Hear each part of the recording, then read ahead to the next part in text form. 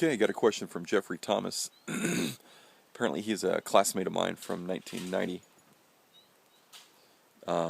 back in high school, in Bloomingdale High School in Florida. He asked about Bigfoot and my experiences here. I have not seen Bigfoot, but it's kind of interesting that you bring that up. I'm actually writing some articles or a chapter in my memoir or whatever on the Bigfoot situation. Parapsychology. It's an interesting question because there are a lot of, the idea of Bigfoot or Sasquatch or the abominable snowman or whatever.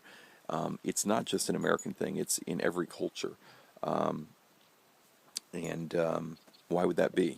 It's not that we were influenced by a television show or something like that. It seems something innate to human nature to see large bipedal animals out on the edge of the forest or whatever.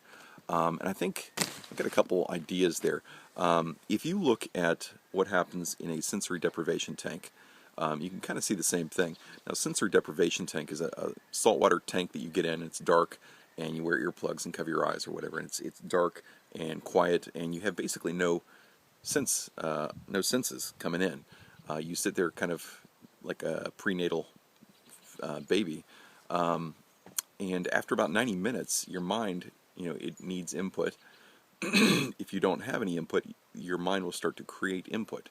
And people have reported experiencing hallucinations within 90 minutes, and that's just no drugs, no nothing, just straight hallucinations with no real cause other than depriving yourself of input, of sensory input.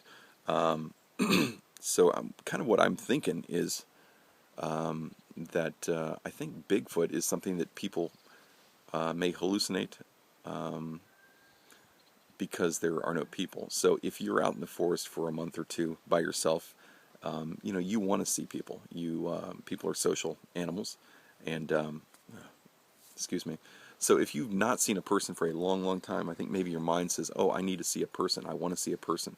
And so you're sitting there and you're like, "Is that a person on the edge of the forest?"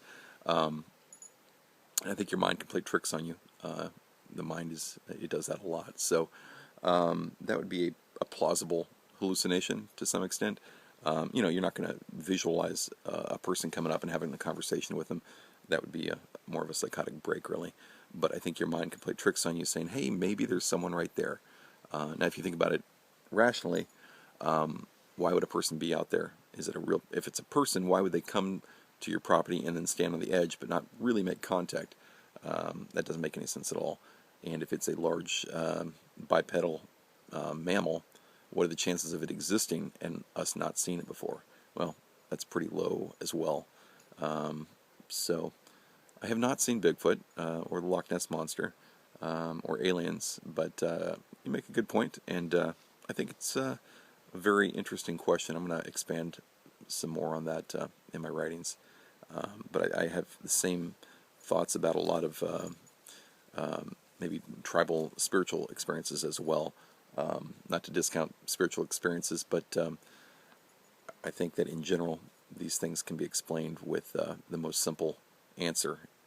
You kind of cut through all the possibilities with Occam's razor, and for the sake of parsimony, ask what would make the most sense. When you look at some of these vision quests or various other experiences in tribal cultures, maybe they're having deep spiritual experiences. Maybe they're just kind of going cabin. They're experiencing cabin fever from isolation, like a sensory deprivation tank. Maybe they're tripping on mushrooms, or all the above. So it's a really interesting question, but maybe I'll have some more insight on that in a few months. I think the weirdest thing or the closest thing to that happening to me would be, I guess, auditory things. I wear a raincoat, a rubber raincoat, a little yellow one, and when it's wet, it makes a really weird noise when the arm rubs against the body. And a few times I thought that was voices, like out on the edge of the forest or something, I'd just stop and I'd be like, wait, was that somebody? And obviously it's not.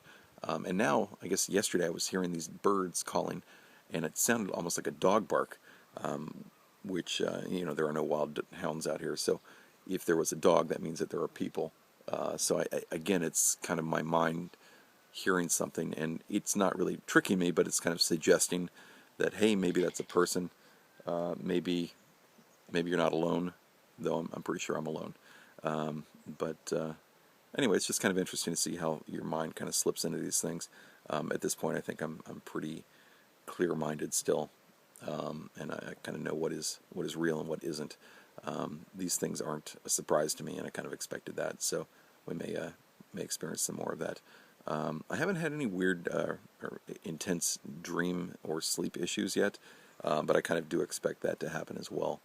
I can talk some more about sleep paralysis and various tribal or ancient theories on that. But anyway, interesting stuff, but great question. So thanks.